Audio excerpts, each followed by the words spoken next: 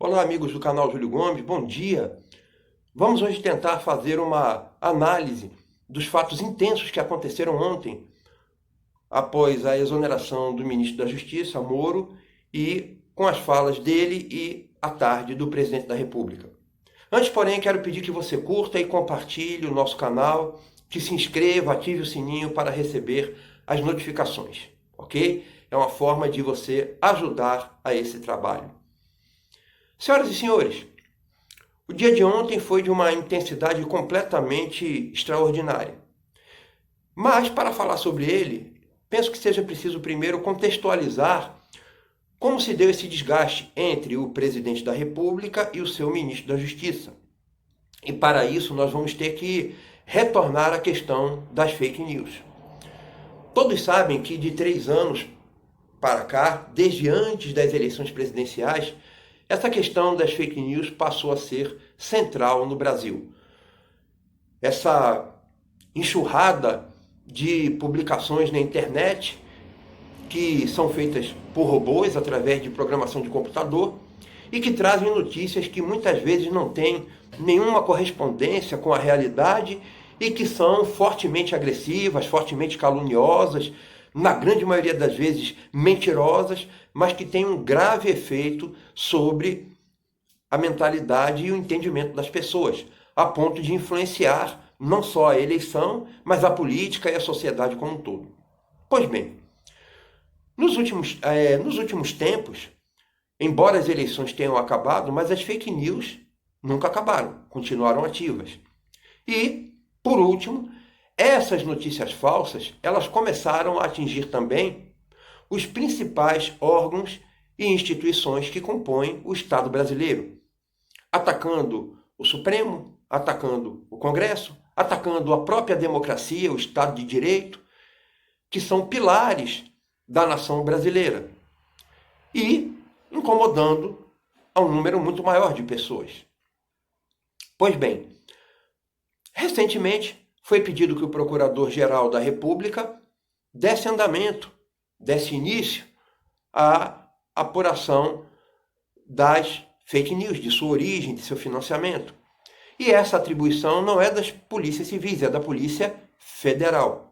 E a Polícia Federal deu andamento a essa e outras investigações que se encontravam em curso. No caso das fake news, há um indício de que elas tenham origem junto a um dos filhos do presidente, que do seu gabinete ou sob a sua regência estariam sendo publicadas essas fake news. E aí, senhoras e senhores, isso explica o porquê que essa investigação da Polícia Federal, e talvez outras também, tenham incomodado tanto ao presidente Jair Bolsonaro. Incomodado a ponto dele pedir a substituição geral do diretor, do diretor-geral da Polícia Federal.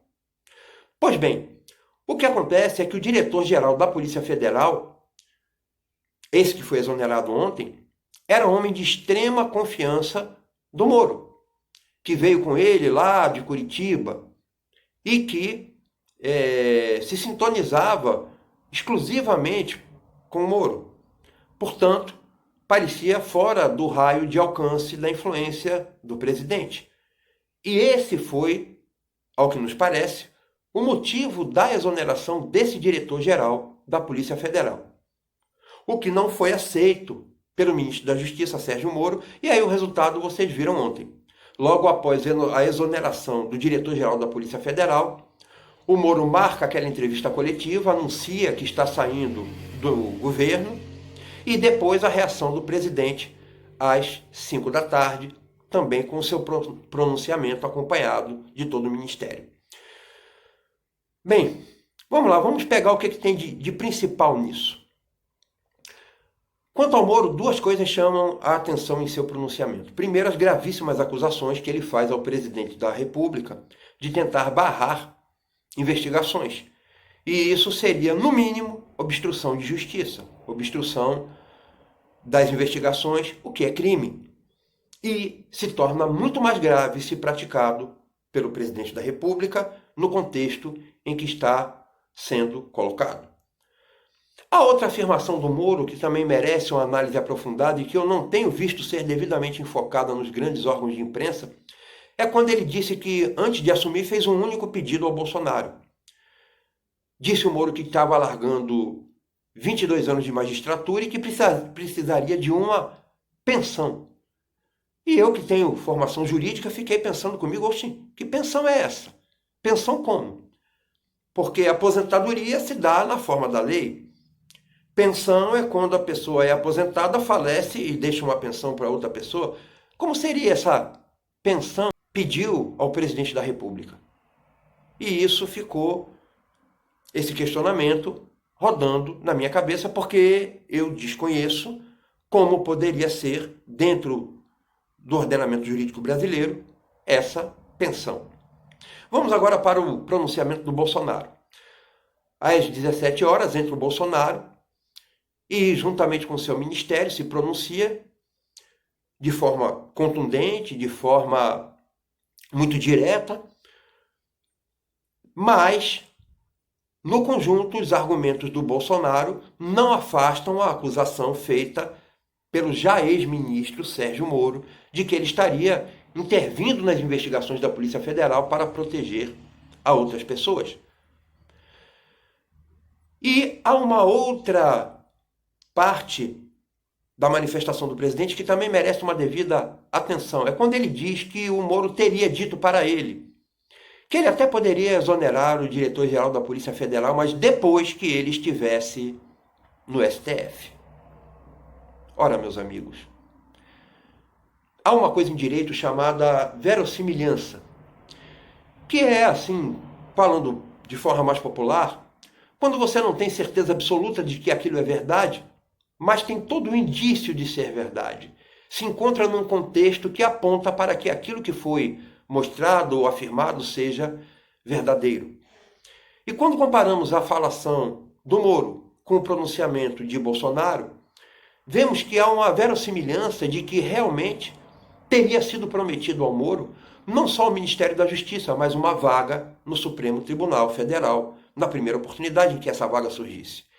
E isso é extremamente grave, porque aí ambos estariam em um conluio inaceitável. O Bolsonaro, na época como candidato e depois como presidente, e o Moro, como sendo o juiz que impediu a eleição de ter um curso normal, porque prendeu o principal opositor de Bolsonaro, que seria o Lula, e depois prejudicou irremediavelmente a campanha de Haddad na medida em que o Lula sequer podia dar uma declaração, gravar uma entrevista ou um pronunciamento na cadeia onde se encontrava. Então, ninguém duvida, ninguém discorda do quanto foi fundamental o trabalho do Moro para que o Bolsonaro se elegesse. E a fala dos dois em conjunto deixa entrever um conluio da pior natureza que possa ter havido entre ambos. Daí, muitos dizerem que, embora um mais refinado e o outro mais natural ou mais rude, mas são farinha do mesmo saco. Bem, senhoras e senhores, os próximos lances dessa novela são imprevisíveis. Mas eu quero terminar aqui unicamente lamentando o seguinte, que tudo isso se dê no meio de uma terrível pandemia que está ceifando a vida de cerca de 400 brasileiros por dia.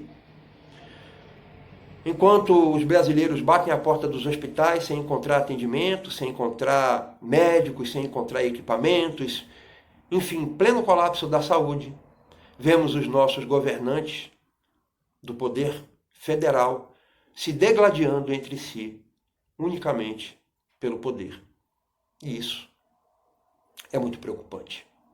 Um abraço a todos, até mais.